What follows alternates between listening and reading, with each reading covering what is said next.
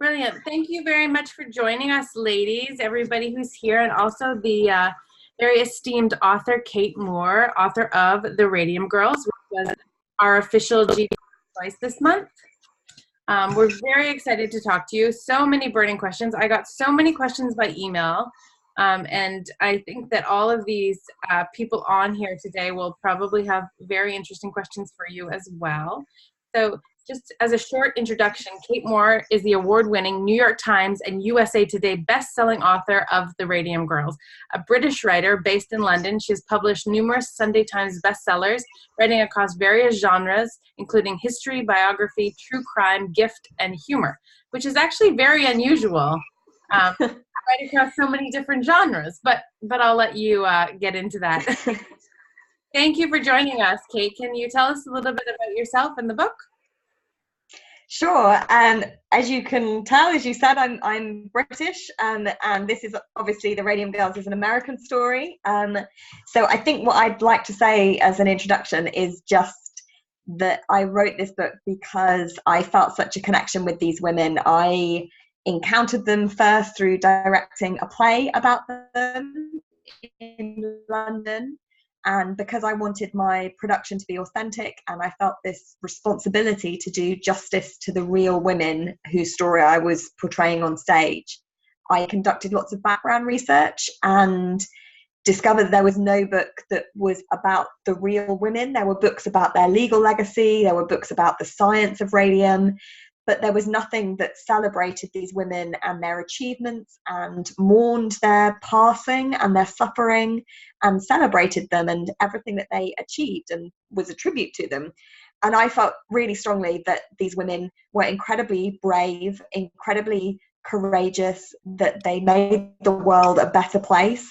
And so I wrote the book because I felt they deserved that book. And I kind of thought, if no one else has done it, why don't I? And so that's how the book came to be, and it was hugely a passion project for me. You mentioned at the top of this piece all the different genres that I've written in. I'd never written a book like this before that was history, that was so much research.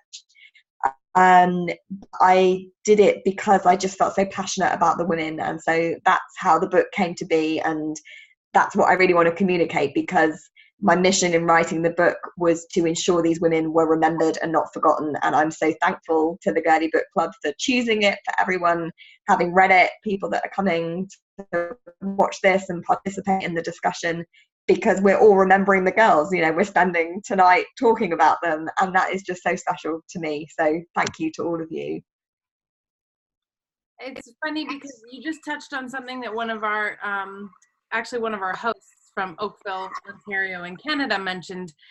She wanted to know what the goal was for writing this book, because and I'm sure that you've heard this many times, there's so many characters so it's really hard to follow everybody, but perhaps that was, and now that I hear you say that was your goal, was you wanted to get all those names into the book and make sure that they were remembered.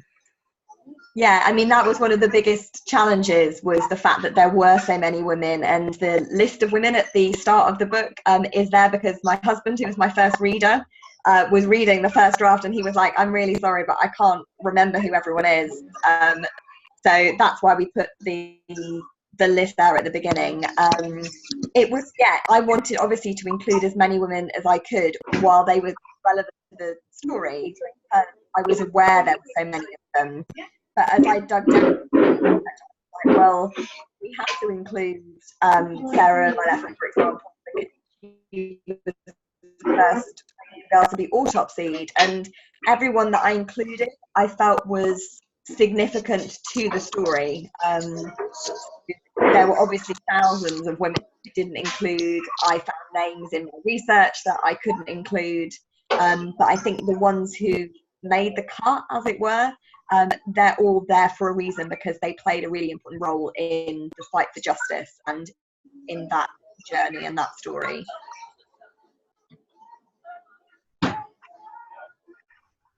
Sorry, I think I'd muted 1 second. Sorry, there's some background noise, and I can't figure out where it's coming from. I can hear background noise as well, but I don't know. Yeah. Oh, I think I figured it out. I think we're sorry. That's better, right? That's better, right? Yeah. Okay. Okay, very good. Okay, wonderful. So, okay, so the only criticism that I could ever foresee you coming up against, and I mean, we also have to remember that this is a nonfiction narrative, and I mean, you look at the biography at the end and you understand how much research went into it, but the only problem that I had with the book is that I really struggled to connect with the characters until the end, really. Because everything was factual. So you only had what you knew to work with. Yeah.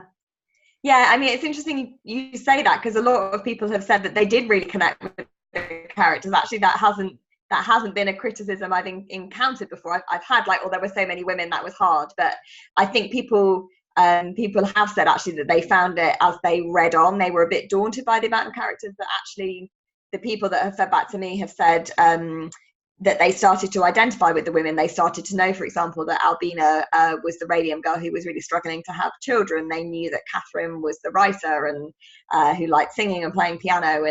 And they did start to connect with the women. And so they did mourn them when they passed. I mean, I think you're right. I think a lot of people really identify with Catherine Donahue, that she's a character that they feel very strongly about. And obviously, because the last third of the book is only about the Ottawa women, you have a chance to really go on that journey with Catherine without any other interruptions. Whereas there are lots of characters in the earlier stages, they haven't been, you know, the tragedy hasn't sort of slimmed down the cast of characters by that point.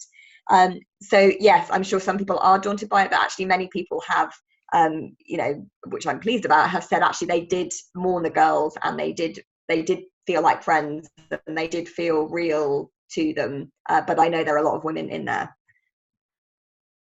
So another question we received was about the fact that they are U.S. women, they are American women, and clearly you're British. So was that ever a consideration, or was it just that their plight was so, like, it was so interesting to you? It didn't, like, I don't know exactly what the question is, to be honest. She just thought it was, as a British writer, to write about these ladies' plights from a small town, USA. So why did you decide specifically? Yeah, I mean, as I said at the top, you know, I felt really connected to these women, even though I am a different nationality, and felt compelled to tell their story. And as I say, I as a director, I was looking for you know, an American book, an American writer to have done what I felt these women deserved, and no American writer had done that. And as I say, you know, I was daunted by the project, because you know, it is in America. That obviously involves a lot of research and travel and commitment. It is a story that's full of science. Like the other two authors who've written books about them have doctorates and PhDs. I don't have that. You know, they specialize in science. I'm not a scientist. I'm not a lawyer. I'm not a historian. I did English at college.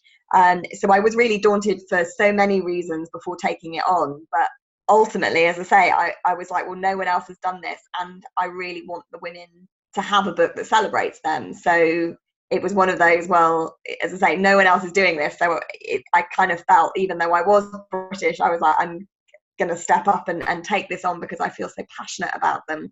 And I think humanity is universal. So I think I could empathize with the women, and the sort of big picture things, the tragedies that they're going through, their love for their parents, their husbands, their children. All of that is something you can connect with, no matter where you live and no matter what background you've had. So I think I didn't feel any sort of disconnect there at all. I think when I was writing, I tried very hard to try and keep with Americanism. So, like, you know, using sidewalk, you know, just simple things like that I wouldn't use ordinarily, and tried very much to sort of get my head in that space as I was writing. But I know there are a couple of British things that slipped in. Like, I think there's a reference to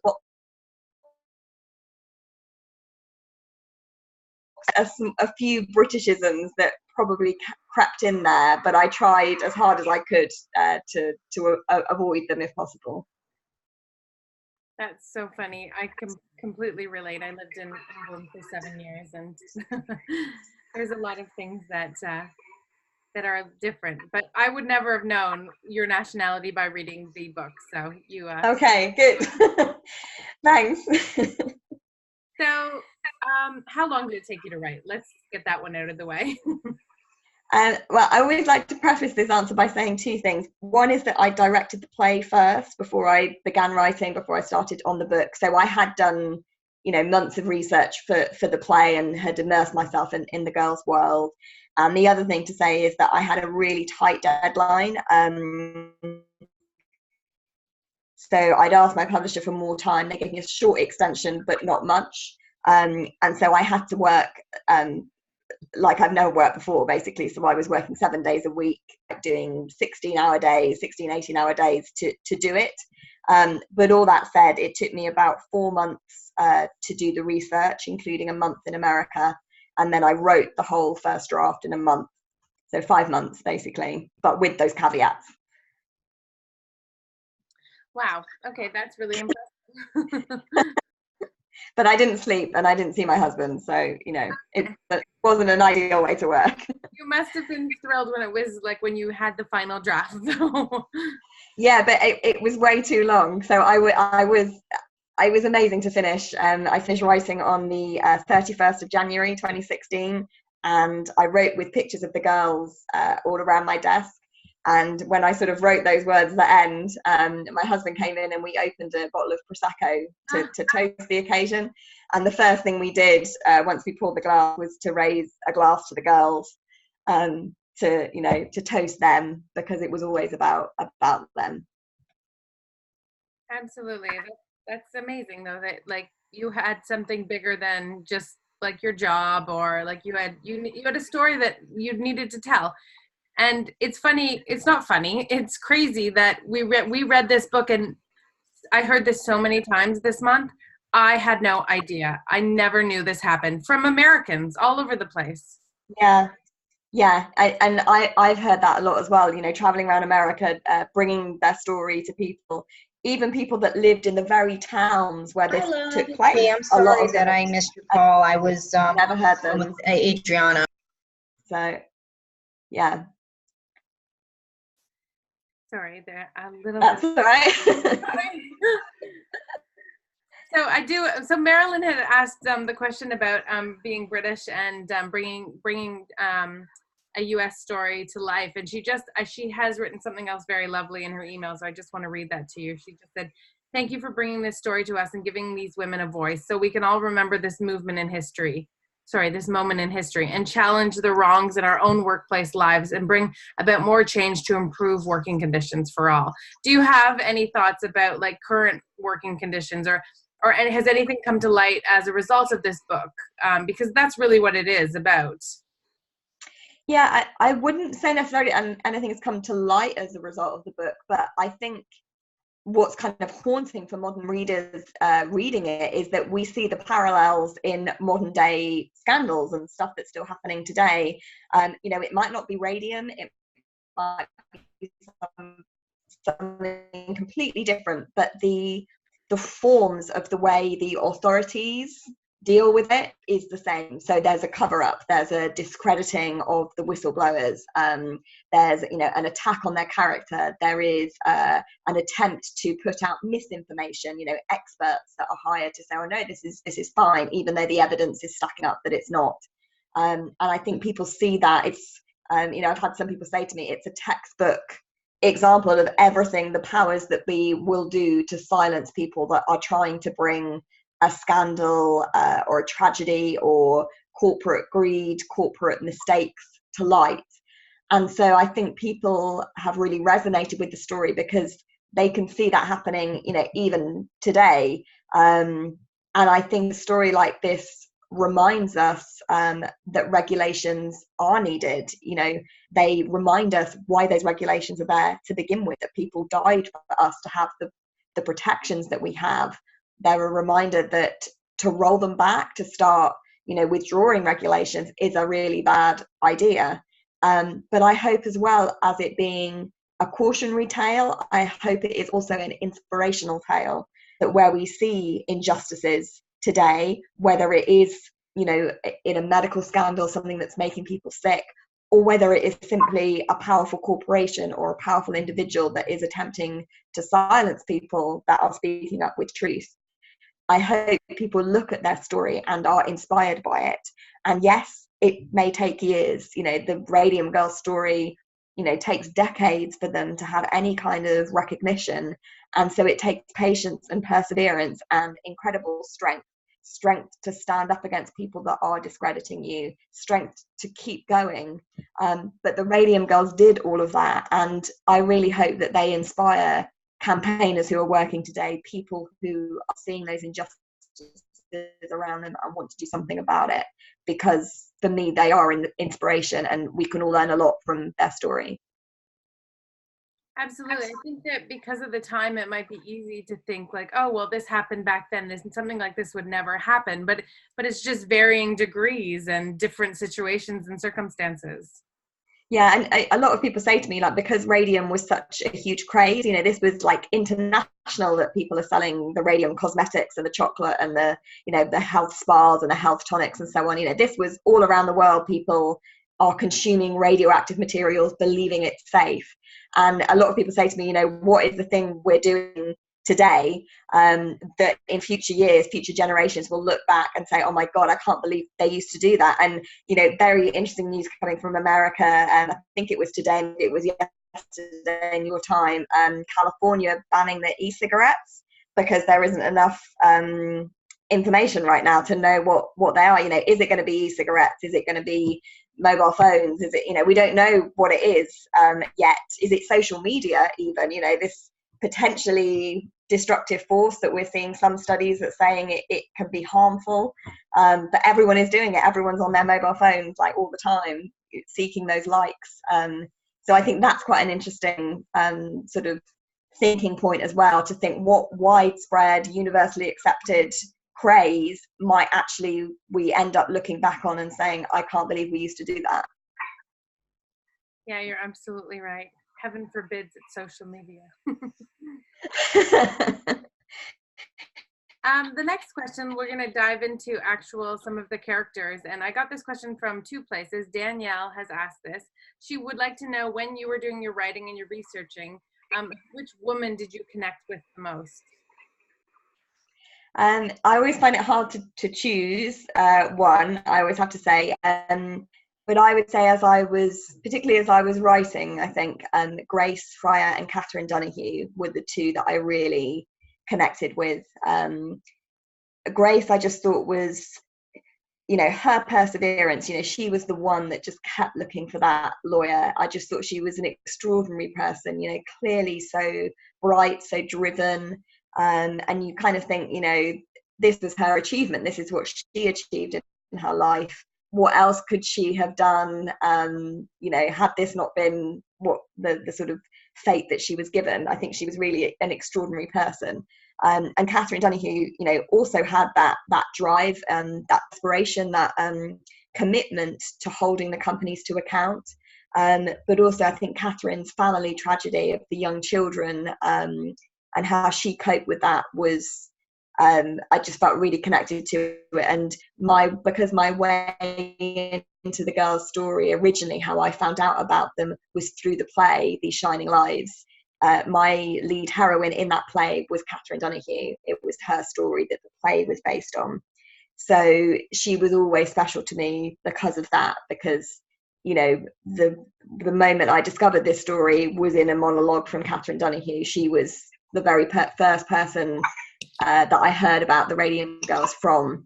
And so she was my sort of touchstone throughout the whole process, was telling Catherine's story specifically.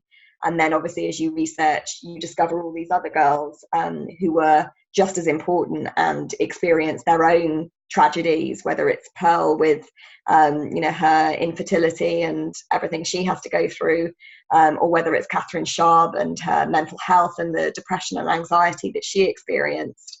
But yeah, Catherine Donahue in particular, I just felt this huge connection to all the way through. So Speaking of the girls and you doing research and connecting with the different characters, how hard was it to find like the information on them? I mean, this was before social media, so they didn't have Instagram accounts. No, sadly. It was, um, I mean, obviously you've read the book, I did find a wealth of material, and I was really lucky in that. I mean, what I think I was lucky in is that this was a huge story at the time the girls experienced it. It was front page news. There were big pieces with photographs and interviews with the women. So once I started looking into it, the material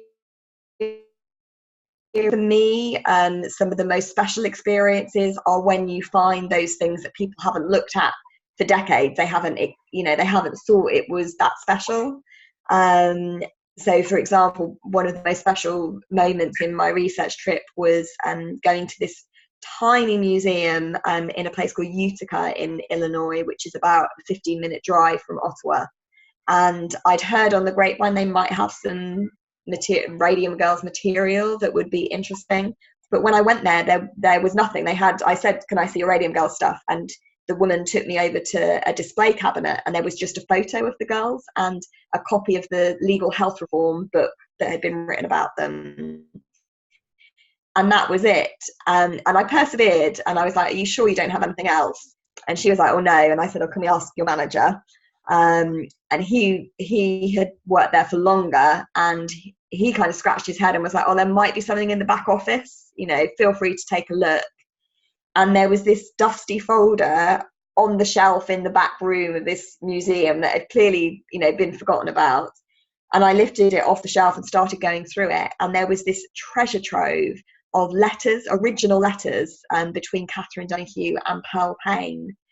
And it was an incredibly special moment because they were the original letters that the women had touched. It was their penciled notes to each other, and because it was literally just in the back room, I could touch the letters. I could trace the indentation the pencil had made. I could, trace my finger over Catherine's signature. That was just so powerful. And as I say, it was just completely forgotten about and boxed up, and no one had looked at it. No one had read those letters, empathized with the women, read their words about how they were feeling about what was happening. So that was a really special moment to find things like that. And I would say the other thing that really helped me with the research was the families, because they were able to bring the women to life in a very, very personal way that I couldn't have got anywhere else. I couldn't get in the newspapers. I couldn't even get, in some ways, from the women's own letters, because we only leave behind certain things, don't we? And often we don't record the sort of smaller details of life that sort of make us and that bring our lives to life. So it was the sons and the daughters and the nieces and the nephews who could describe the women for me and show me their rosary beads and tell me anecdotes about them that no one else would knew. They were just personal to them, and that was just incredible to be able to try and understand these women and to try and bring them to life as individuals in the book.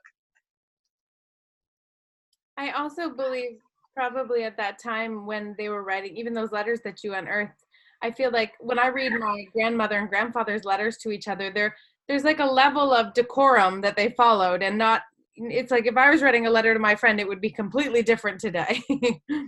Yeah. It's like, and that's the hard thing about historical research in a way, because everyone only shares so much. It's a really hard thing to try, and you always have to consult so many different sources to try and cross-reference and see little clues in certain things. And often it wasn't until I put all the sources together that you sort of start to see connections between things. And I think for me, one of the shocking things about doing that in my research, and I was the first author to sort of really plot everything chronologically. The other books, the academic books that had been written, sort of had thematic chapters, and they weren't a chronology in that way. And so it was only when I was putting together my timeline that I realized the girls in Illinois should totally have been protected, because New Jersey women had already brought it to life. You know, the radium dial firms knew exactly what was happening because their colleagues in New Jersey were suffering. They were having problems hiring women. They were having court cases filed against them. All of this is talked about by the industry. And yet the girls in Ottawa are fobbed off with these full-page advertisements in the newspapers. And that for me was really shocking, to think this could have been stopped, because no one had traced that before, to see just how bad it was. And even to see things like in New Jersey, you know, it was the 23rd of January 1923 that Zamatolsky, the chemist at the Department of Labor, said it's radium. You know, at that stage, if someone had paid attention to him and stopped it, all the women in Illinois could have been prevented from harm, because the studio had only been opened a couple of months. If they'd listened to him and shut it down, you know, they could have saved all those women. And that was just enraging and terrifying, to think that all of this knowledge was there and yet still the tragedy happened. That's one of the points you touched on. One of the points that really touched a nerve with me was the fact that they found out it was questionable that this radium was not good for you, and then the company published stuff that said even after findings that it was fine and all the girls should just go back to work. And like, yeah, you trust your employer to tell you the truth. Yeah, is that exactly, and this is why obviously their groundbreaking legislation was so important, because it sort of determined once and for all that you can't lie and you have to tell the truth. And if it's a dangerous chemical, you have to have warning signs up, and you have to be told, because at the time they began work, you know, none of that was actually enshrined in law, you know, or if it was, employers weren't necessarily following it.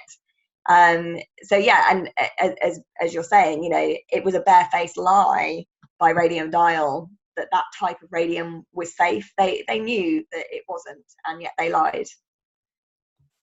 Danielle asks here, if this radium scandal happened to men instead of women, do you think that the radium companies and the public would have reacted differently? I think gender definitely played a role, and you can see that even in the sort of facts of the case. That dozens of women had died, but no autopsies were done. It's only when the first male employee dies that actually they do an autopsy, and only after the man has been autopsied do they look at the women. And I think there's a sort of a history, and I think it even happens now, that women complain about a medical ailment, they bring to light an occupational disease, and people just don't listen. They might be patronized. You sure you feel that? You know, their symptoms are questioned. And so I think gender in that sense definitely played a part in the sort of slowness that the authorities had in reacting to it. For sure, that makes complete sense.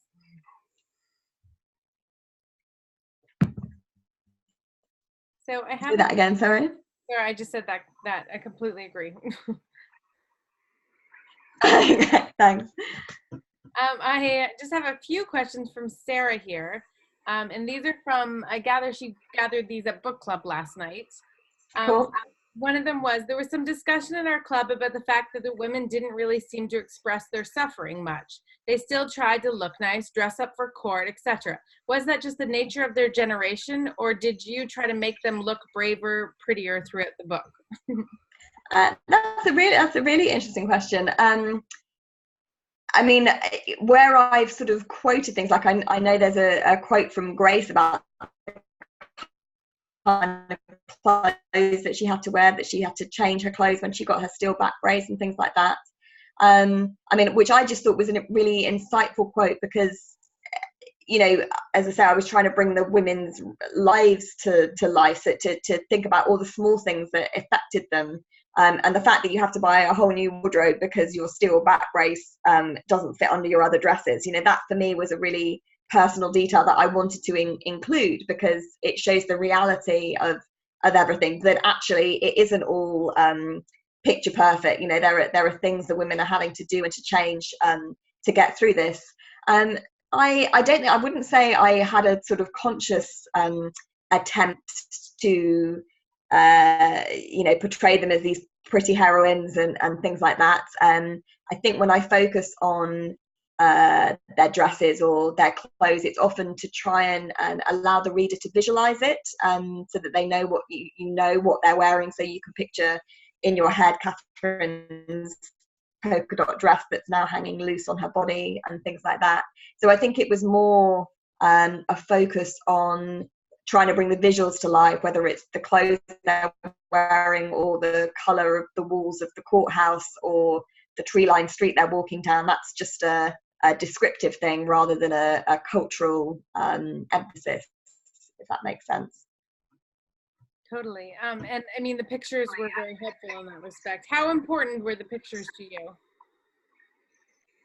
Really important. And for moments like Catherine Donahue's court scene at the end, I was almost drawing on the newspaper pictures, because it was almost like when you got all the newspaper reports together, obviously each newspaper ran a different image, but it was almost like a sort of graphic novel or a cartoon, because there were so many pictures taken on the day, and all the different newspapers published different ones, but when you put them together you could see what happened. The fact that she's carried out, she's laid down with these sort of legal books under her head on her coat, so they were super helpful to be able to describe, well, where was Tom's hand on her. I could describe that because I could see it. I had an image, a photograph right in front of me of how Tom was holding her hand and that Pearl was on her other side. So yeah, essential to be able to bring it to life in the way that I wanted to. Yeah, what a gift the photographs were. So we have another question from Sarah, a very good question. What percentage of the girls that worked in the factories were actually had adverse health effects?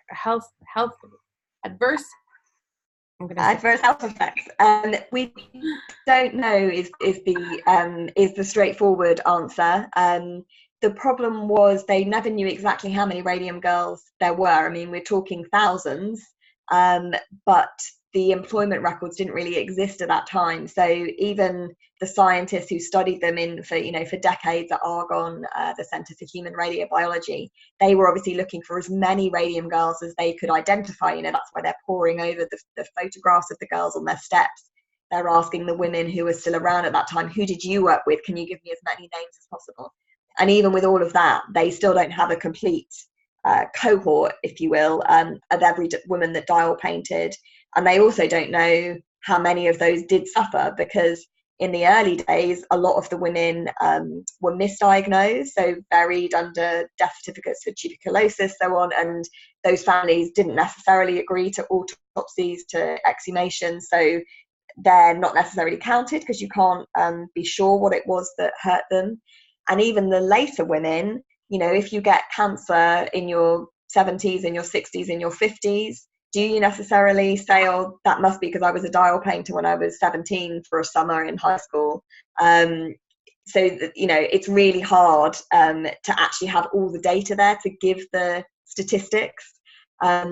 They did, when they analysed the data that they did have, they did come up with some sort of rules, if you were, that the younger the women were when they dial painted, the more likely they were to suffer ill effects. So if you were older, I think probably because your body was already quite grown, it impacted less on your development. So the older women were less likely to have died, once they got sick and things like that. And obviously, the longer you dial painted, the more likely you were to have become sick. Although Charlotte Purcell's experience, where she only dial painted for a few months and yet lost her arm to radium poisoning, shows that there's no hard and fast rules. And I think that's partly because the way radiation affects the human body, we're all different. That's why in some women, they die very quickly. In others, they could live for decades. Some women, seemingly never got sick at all.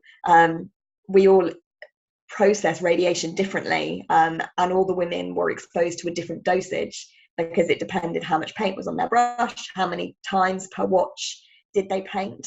So they didn't have a consistent intake of the radiation. So as you can tell from that long answer, there's a lot of variables. And the short answer is we don't know.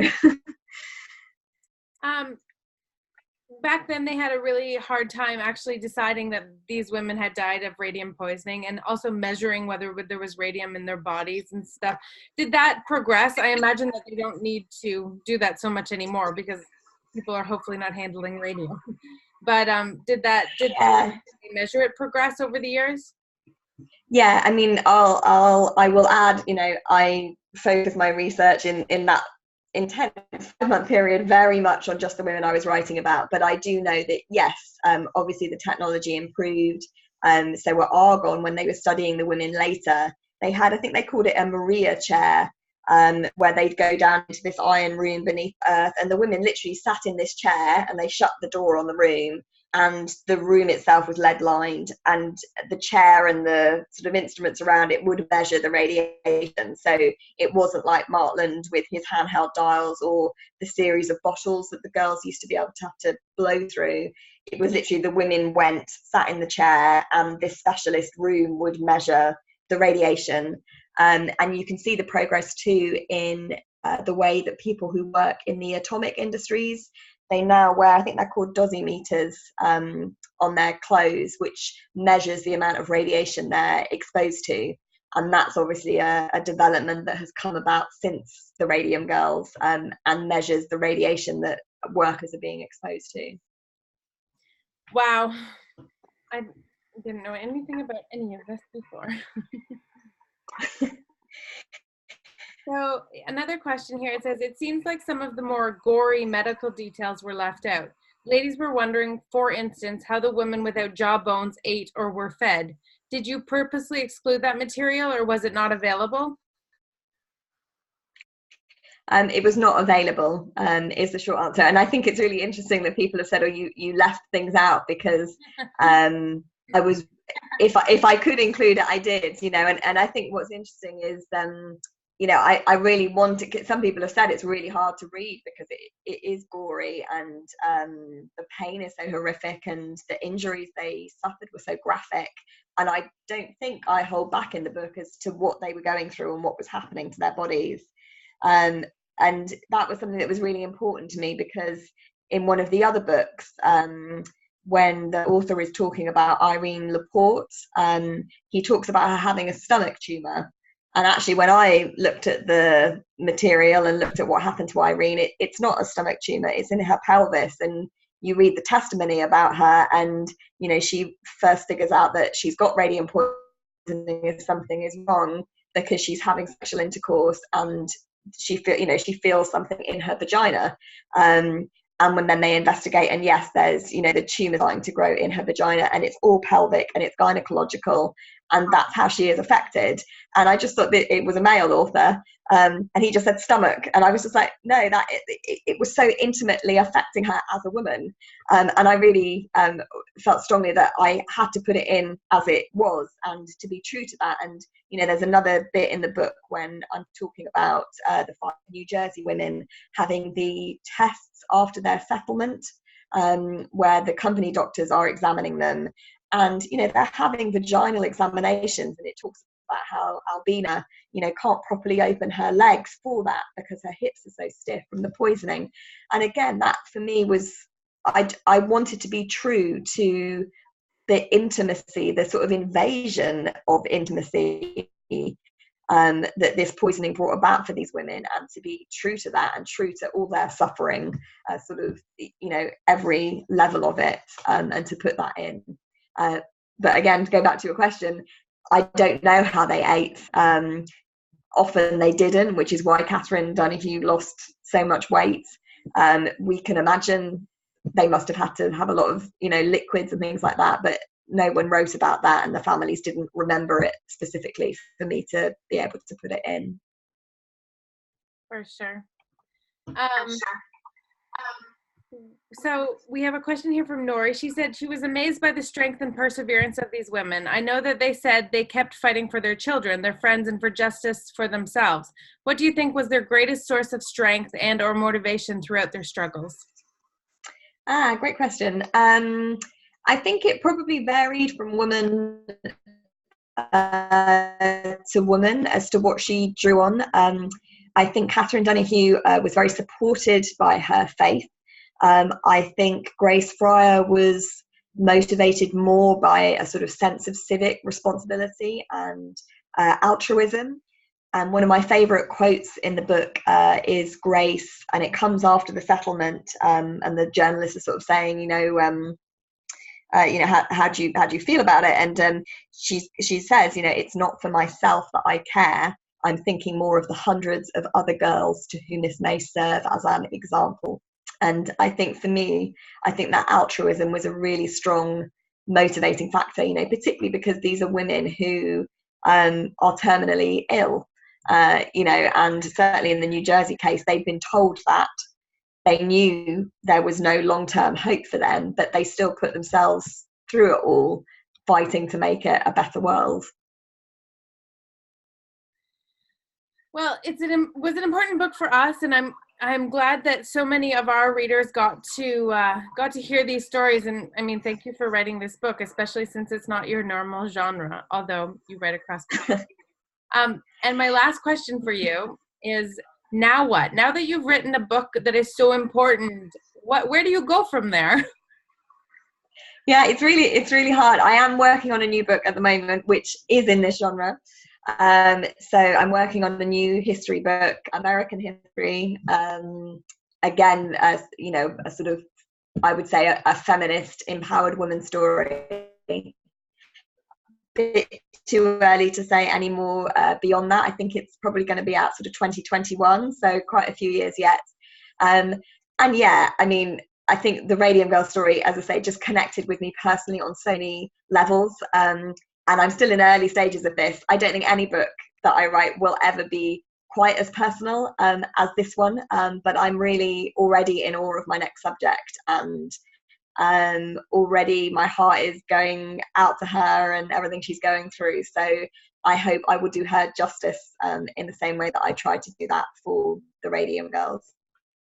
Well, I hope everybody picks up your backlist, and we'll certainly keep an eye out for anything that's coming out from you in the future. Trisha, Thank you.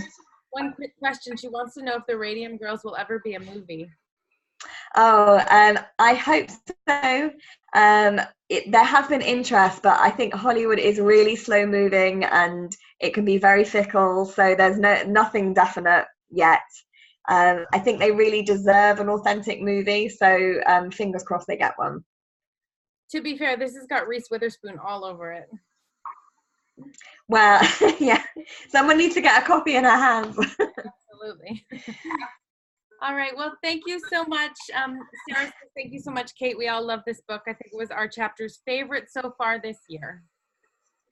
Wow. Thank you so much. Thank you all for reading. As I say, I'm so grateful to you. So thank you for giving your time to the Radium Girls. Take care. Thank you. Thanks for coming, everybody.